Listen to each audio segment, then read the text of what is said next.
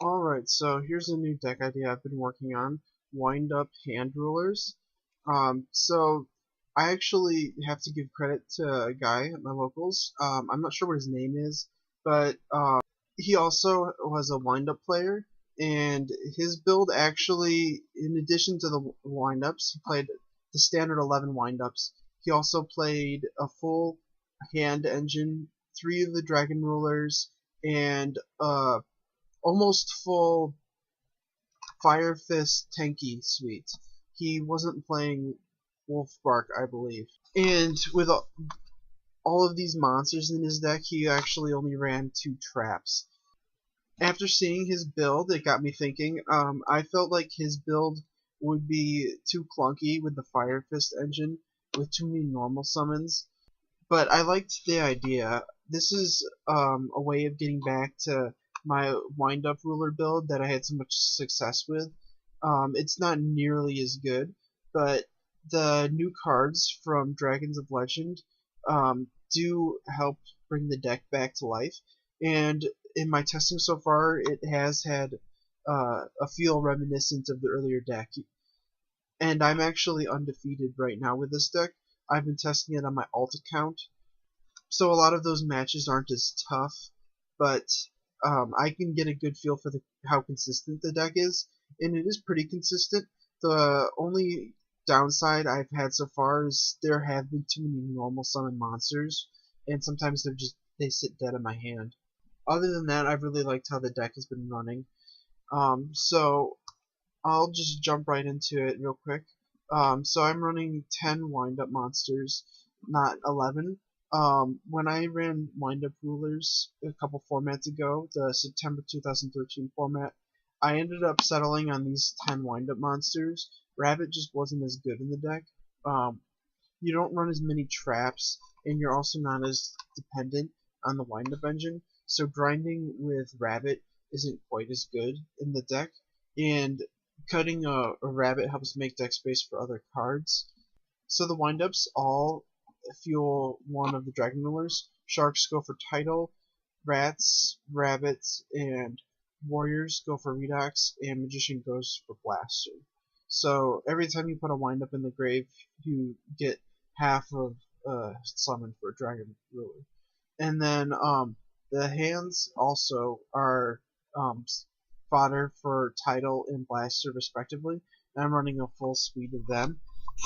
Honestly, in my testing, the hands have been winning me games by themselves sometimes. 4 out of 5 times the opponents that I get on this account just are not good at all, and they're completely incapable of dealing with the hands. And I can use just one normal summon from a hand to take out like 3 or 4 of their cards, and they won't be able to stop me. So I'm not sure how good this deck would do against better opponents, but I can say that it's definitely a fun deck, and the hands definitely put in work. And then one of each of the dragon rulers except for Tempest. You don't have any wind monsters for Tempest, so it just wouldn't make any sense to run. All 3 of them are pretty easy to summon 1 or 2 times per game. More than that is really pushing it, so you have to be really conservative with your summons of these. Usually you want to try to make it so you can summon 2 at the same time to make either a Big Eye or a Dracosac. And it's also really good to summon them off of Soul Charge, and you can summon 2 of them to get an easy rank 7 play. Another thing worth mentioning is you can summon them with Queen Dragoon de Jin, which is pretty easy to make in this deck. And then I'm running a full 3 Curry Bandits to try to dunk Dragon Rulers into the grave, as well as fodder for the Dragon Rulers. Additionally, Curry Bandit, even though it's a little slow, it helps me dig for factories and soul charges, so it helps me get to my big plays quicker.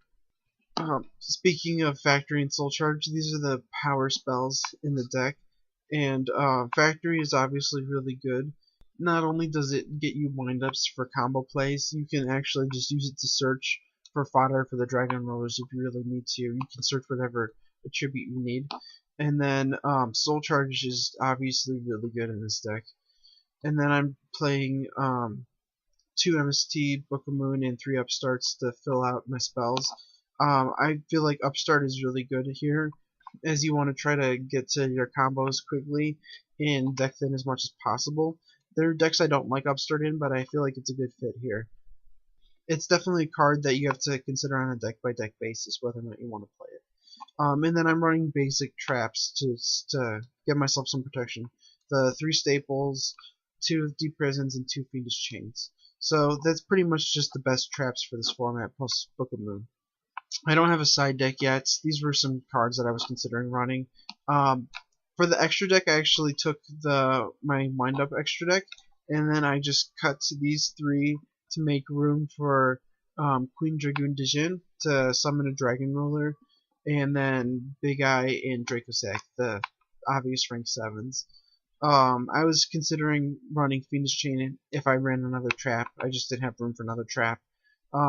Foolish Burial was something I considered. You can dump one of the Dragon Rulers, whichever one you want. So that could be good. So it's been a fun deck so far.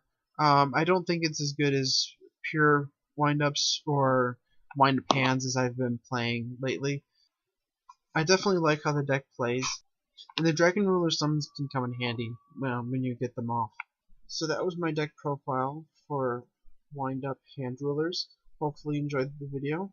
If you did, be sure to check out some of my other stuff. All links up after this.